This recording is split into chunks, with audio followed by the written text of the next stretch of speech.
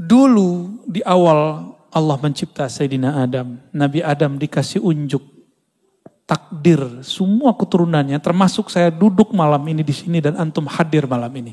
Nabi Adam sudah dikasih unjuk. Nabi Adam tahu. Ya, maka Nabi Adam tersenyum kalau ngelihat kita ngaji. Alhamdulillah. Nabi Adam melihat di antara takdir itu ada yang unik.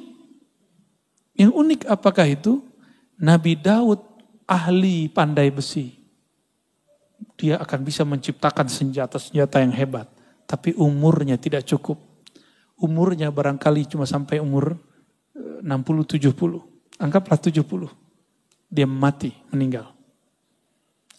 Akhirnya Nabi Adam mengatakan seandainya, ini wahyu ke dalam hatinya.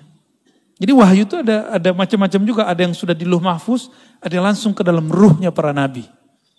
Ini tingkatan-tingkatan wahyu, Pak.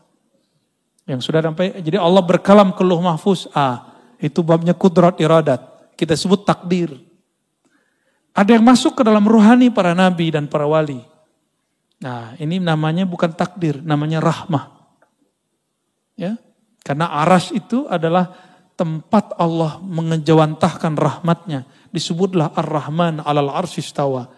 Terhadap aras lah Allah meratakan, melimpahkan rahmatnya. Aras itu di atas langit. Antara langit dan aras ada takdir, Lauh Mahfuz.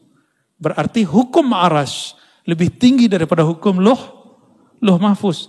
Seperti, mohon maaf, kolonel, atau kalau di polisi apa namanya? Kombes. Kombes punya suatu kebijakan. Terus ada atensi dari jenderalnya, jenderal bintang 1. Berubah gak dia? Berubah. Di dunia aja begitu, gimana di langit enggak? Ini kan cuma imitasi yang di sana. Yang ada di alam ini adalah imitasi. Apa arti imitasi? Ya, tiruan yang di sana, yang hakiki yang di sana.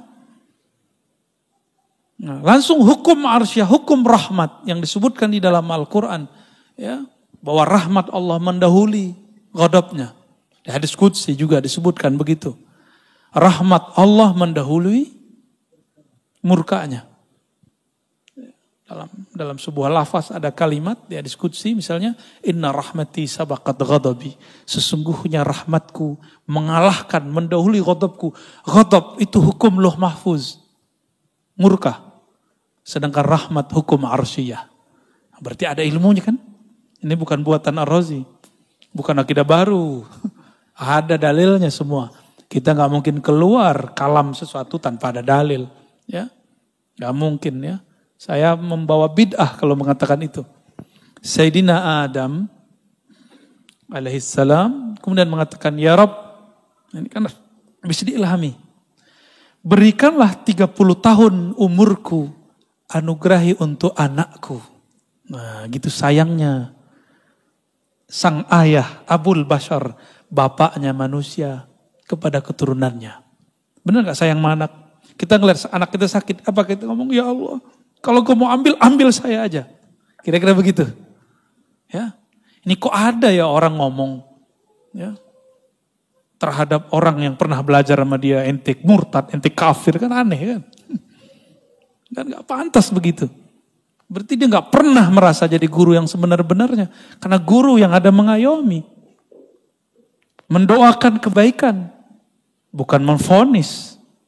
Ya, itu aneh kalau itu terjadi. Seorang Abul Bashar. Karena guru itu Abul Ilm. Abu Talamiz. Abul Muridin. Guru itu adalah ayahandanya seorang murid. Nah, Nabiullah Adam alaihissalam mengatakan, ya Allah berikanlah 30, nyawanya dikasih. Bukan hanya doa. Nyawa dikasih Pak. Antum ada yang begitu? Saya melihat sosok itu ada di Imam Sya'rani. Imam Sya'rani ketika melihat ada jamaahnya, muridnya sakit. Dikatakan, ya Allah, daripada dia yang sakit, saya aja yang sakit. Ada muridnya ketimpa apa, masalah apa. Selalu dia mengatakan, ya Allah, takdir dia pindahkan kepadaku. Biar aku yang nanggung, kalau dia nanggung dia kafir. Dia putus asa kepada rahmatmu. Dan saya ketemu beberapa wali-wali begitu di negeri ini. Di negeri ini Pak. Makanya Alhamdulillah negeri kita masih ada yang nanggung-nanggung maksiat kita. Masih ada yang nanggung bala bencana yang disebabkan oleh salahnya kita. Masih ada. Antum bersyukurlah. Ya, jangan suzon lagi kepada orang-orang. Ya, tidak ada orang dimasyhurkan sebagai wali kecuali Allah mengizinkan dia memang seorang wali. Ya, walaupun nanti ada yang menentangnya.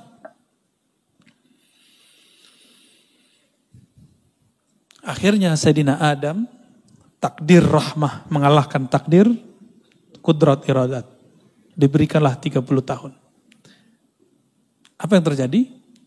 Setelah umur itu dikurangi, berarti umur Nabi Adam berkurang.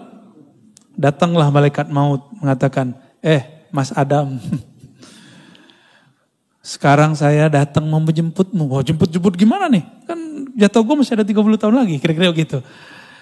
Loh, kan bukannya dikasih sama anakmu, udah dipindahin, di Lauh Mahfuz sudah diganti. Oh, nggak bisa, saya lupa, nggak ada saya ngomong begitu. Itulah awal nisyan ya waqa ala Sayyidina Adam. Awal kelupaan terjadi pada Nabi Adam.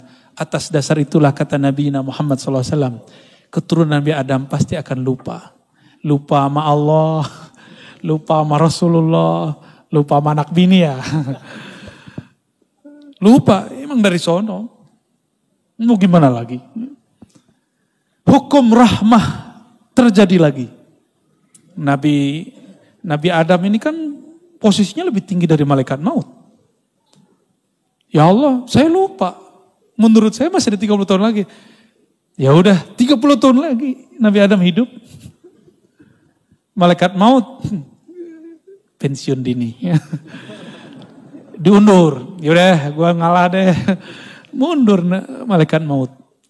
Ya, lucu juga Pak. Jadi ada semacam negosiasi juga di alam sana. Ya, menarik nggak cerita begitu? Dongeng apa lagi nih Arazi? Hadisnya sahih kok. Cuma saya ceritakan dengan bahasa kita malam ini. Itu aja bedanya. Ya. Terus Nabi Daud. Ini yang jarang diceritakan. Kenapa kemudian Nabi Daud puasanya sehari puasa, sehari tidak? Itu asrarnya ada rahasianya. Untuk menebus hukum rahmah itu, as-sawmu li, puasa itu milikku. Milikku ini hukum rahmah. Maka cara Sayyidina Daud untuk berterima kasih kepada Allah, berterima kasih kepada Nabi Adam, dia berpuasa, puasa Daud. Jadi antum kalau mau ada yang diniatkan ya, untuk memperpanjang sesuatu, nah ini kita buka aja nyari rahasianya ya. Ingin mendapatkan sesuatu, ya sifatnya duniawi atau ukhrawi. Bahkan makom-makom kewalian. Puasa Daud. Ya, tapi niatnya saya sarankan supaya nggak kena kitab ini. Ya Allah, aku niat puasa Daud karena Engkau saja. Kalau jabatanku dinaikin ya Alhamdulillah. Rezekiku lancarin ya Alhamdulillah. Yang penting aku karena Engkau. Jika nanti antum puasa Daud, rezekinya nggak nambah, jangan berhenti puasa Daudnya. Karena kita puasa bukan karena rezeki. Kita puasa karena Razzaq, bukan rezekinya. Kita bukan penyembah rezeki. Kita penyembah Allahur Razzaq. Jabatan kita malah kemudian turun. Kata Ustadz ini katanya bisa bikin naik. Malah gak naik-naik. Malah jatuh tat. Berarti ada rahasia lain. Rezeki kita gak kemana-mana. Banyak orang yang diturunkan di jabatannya. Kalau dia husnuzon, tunggu lahazat. Beberapa saat saja. Sebulan, 2 bulan, bahkan tidak lama. Allah carikan ganti yang lebih indah. Selalu begitu. Akhirnya Sayyidina Daud, seumur hidupnya dia berpuasa. Berpuasa sehari, puasa besok tidak. Untuk kompensasi hukum rahmah. Hukum rahmah. Hukum rahmah, hukum kasih sayang. Ya, supaya tanda terima kasihnya nyambung kepada Allah SWT. Ya, sudah pernah dengar masalah ini sebelumnya? Ya, udah kali ya. Kentar ini dituduh bid'ah lagi.